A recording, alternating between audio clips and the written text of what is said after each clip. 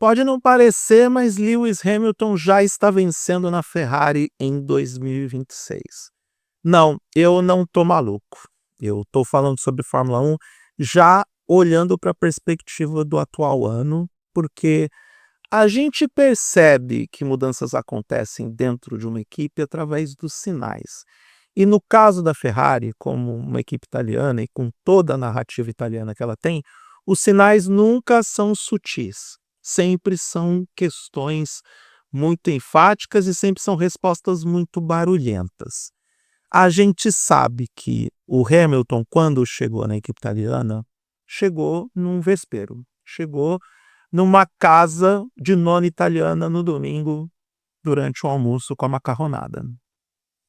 Vocês já foram para casa de uma nona italiana no domingo? É uma zona. É o parente gritando, é o cunhado cobrando do genro uma dívida de 2017, é a mãe falando mal da sogra, e a nona trazendo comida, e a nora também, e todo mundo falando alto e gritando. Enfim, é assim. Nada contra os italianos, mas é verdade. Eles mesmos sabem que é uma bagunça. E a Ferrari basicamente voltou a ser isso. E olha só como são as coisas. A crise atual da Ferrari começou quando o Michael Schumacher saiu da equipe em 2006. Tenho que dizer que ele saiu da equipe, que ele não se aposentou, porque teve lá toda aquela ciumeira em relação ao alemão que trouxe Jean Todt, trouxe Ross Brown, trouxe boa parte do corpo técnico que estava na Benetton, foi com ele para a Ferrari. Essa galera se blindou e eles construíram a Ferrari tijolo por tijolo com uma legião estrangeira. A última peça que faltava era Rubens Barrichello e aí 5 títulos para o Schumacher, sem falar no título de construtores em 99 que eles já conquistaram e naquele ano, não só isso, eles conquistariam o título de pilotos se o Schumacher não tivesse quebrado a perna durante a temporada.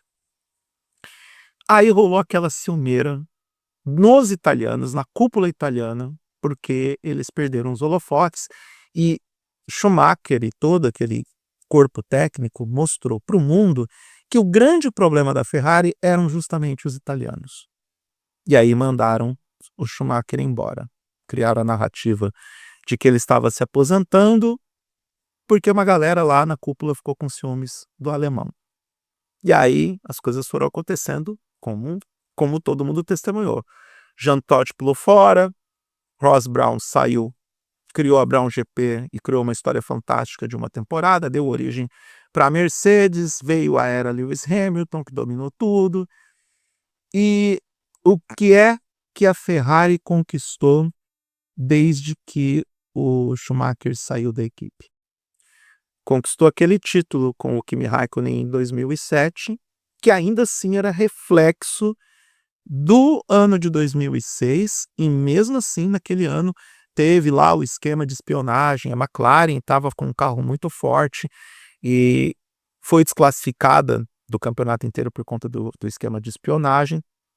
Então, dá para dizer que 2007 ainda era um reflexo de 2006, mas depois disso, por mais que tivesse as chances de conquistar o título em 2010, 2012, por mais que o Vettel tivesse uma fase promissora e forte na Ferrari ao longo da década de 2010, a Ferrari nunca mais ganhou qualquer coisa.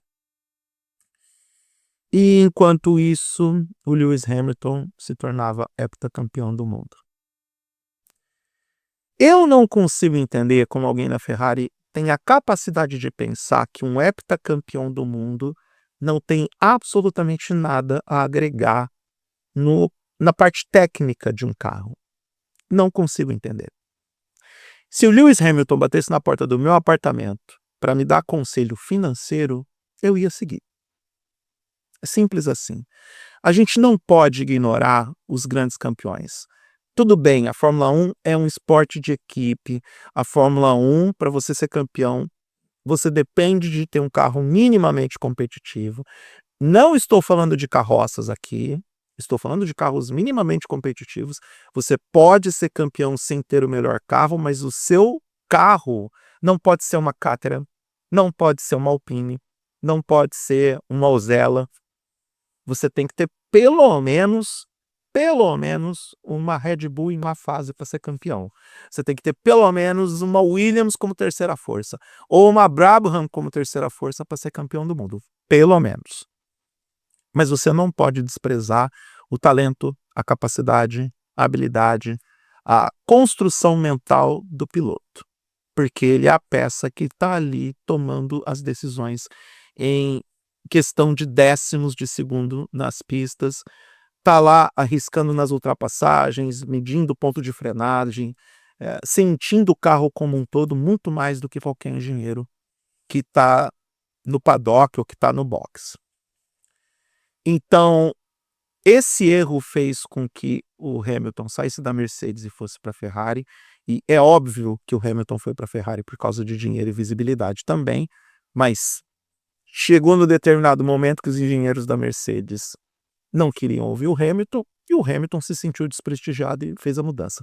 Aí ele chega na Ferrari, naquela zona, e começam a não ouvir o cara. De novo, Hamilton é heptacampeão do mundo e a Ferrari, desde que o Hamilton pisou na Fórmula 1, não ganhou mais nada. Dito tudo isso, parece que as coisas estão mudando aos poucos na Ferrari, porque muito provavelmente, como está todo mundo com a cabeça prêmio ali, ou disposto a dar um chute caso as coisas deem errado, e é o caso do Charles Leclerc, mas dá para sentir que Frederic Vasseur, que é um homem que eu mesmo critiquei bastante ao longo dos últimos anos, porque foi ele que tomou as decisões para mudar a visão do carro de 2024 para 2025, aí em abril, quando tudo dá errado na China, ele decide abandonar o projeto para focar totalmente em 2026.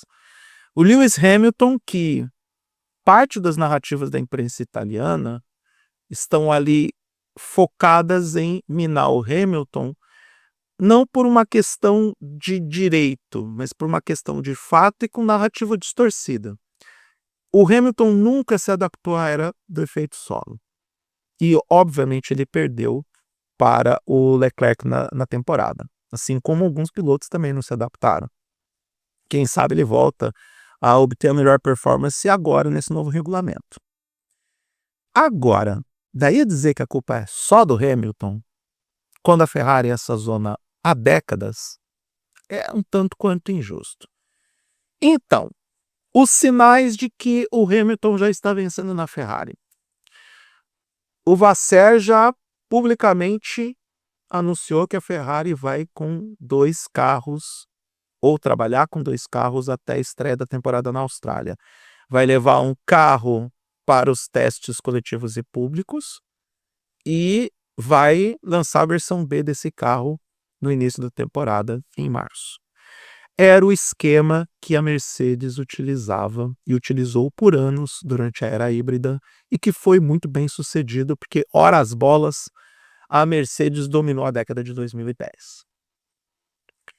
E agora a gente tem a saída do Ricardo Adame como o engenheiro do Hamilton, o cara que fica falando no rádio o tempo todo, e a gente sabe que essa história dos conflitos entre o Adame e o Hamilton, que se tornaram públicos, também é parte da narrativa para minar a imagem do cara e para que a cúpula da Ferrari, John Elkann, ou a parte italiana da equipe, não assumisse a responsabilidade de que os fracassados, na verdade, são eles. São 2 vitórias importantes para o Hamilton dentro da equipe italiana. Foi mais ou menos assim que o Schumacher começou a modificar a cultura dentro da Ferrari. E, para quem estava na época assistindo a Fórmula 1, sabe muito bem que ele vencer na Ferrari em 96, no primeiro ano, vencer corridas, foi uma vitória, assim, um nível milagre, porque aquele carro não estava projetado para ganhar no primeiro ano do Schumacher ali. 97, um ano muito mais promissor, um ano onde o campeonato foi disputado até o final e o Schumacher só foi desclassificado porque tentou tirar o coleguinha da corrida e conquistar o título na mão grande. E aí depois disso, o céu foi o limite para a equipe italiana, mas todo mundo testemunhou a construção tijolo por tijolo, com uma mudança de filosofia, com uma mudança de cultura. Temos sinais claros de que essa cultura está se modificando na Ferrari mais uma vez, e seria muito otimismo da minha parte dizer que, bom, agora a Ferrari vai voltar a ser uma equipe de ponta, o Hamilton vai voltar a ganhar corridas e o Octa vem aí. Não acho que isso vai acontecer de forma tão simples. Acho que o caminho é longo, não sei se o Hamilton tem tanto tempo na Ferrari para promover essa cultura de reconstrução e modificação de filosofia dentro da equipe. Há quem diga que o contrato joga a favor dele, porque existem cláusulas onde a preferência de permanência é dele, mas os sinais existem, os sinais são muito claros. A Ferrari, pelo visto, decidiu mudar alguma coisa, o que é sempre algo positivo. Mudanças na vida são positivas. A gente tem que saber a hora de mudar e entender que mudar faz parte do processo de crescimento e evolução para qualquer coisa na vida. E também tem outro lado da moeda, né? Se não mudar, como é que vai justificar todo o dinheiro que foi torrado, destruído na contratação do Hamilton? Porque é salário, é participação nos lucros, publicidade. Como explicar tudo isso? Vamos esperar para ver o que vai acontecer nos próximos meses. É tudo muito precoce para se afirmar qualquer coisa ou qualquer sucesso ou fracasso desse movimento. Mas que o Hamilton já começou 2026 vencendo na Ferrari, isso para mim é fato.